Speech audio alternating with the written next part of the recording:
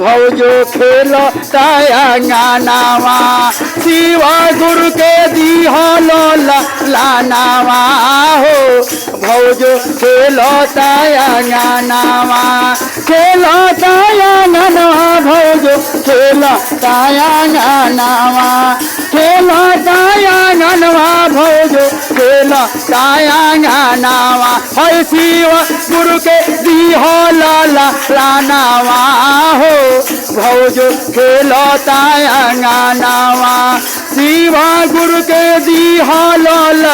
लानावा हो भौजो खेलो ताया। तो नीलम के मम्मी क्या कर रही है कि चार में गोइल रोहनी मंगले रही मानत गोइल रोहनी मंगले रोहनी मानत चारा में गोइल रोहनी मंगले रोहनी मानत चार गोइल रोहनी मंगले रोहनी अरे शिवा गुरु पूरा कैले अरे मानावा हो भौजो खेलो लानावा पूरा कैले हमारे अरे मानावा हो भौजो खेलो तायांगनावा है शिवा गुरु के दिहलो लानावा हो भौजो खेलो तायांगनावा शिवा गुरु के दिहलो लाकावा हो भौजो खेलो ताया। और क्या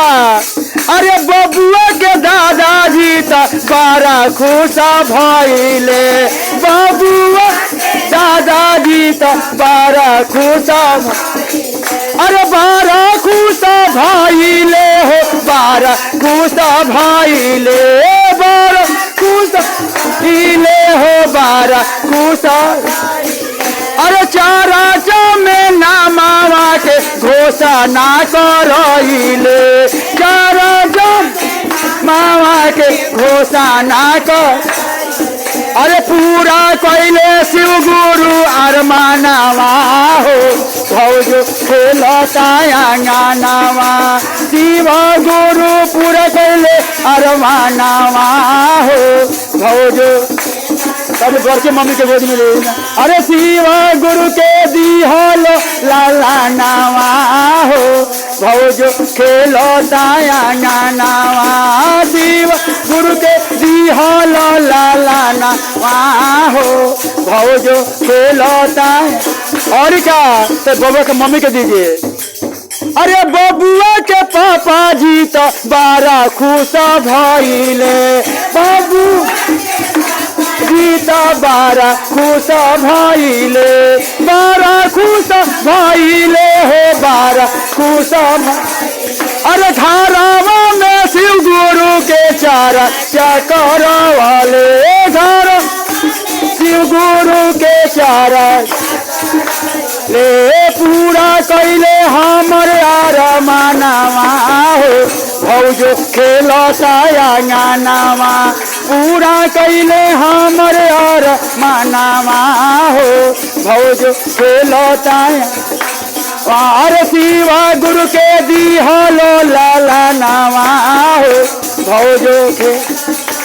बबुआ के बारे पापा बड़ा खुश भइले बाबू बारे पापा बड़ा खुश अरे चारा में नामावा के घोषणा करइले चारा नामावा के घोषणा अरे शिव गुरु पूरा कैले अरमानावा हो भौजो खेलो तायांगनावा पूरा कैले हमरे अरमानावा हो भौजो खेलो तायांगन अरे शिवा गुरु के दिहलो बालकावा हो भौजो खेलो तायांगन अरे भैया हो रे नदियल तीन दो सुतारावा अरे अंदर दिहल तीना गो सुतारावा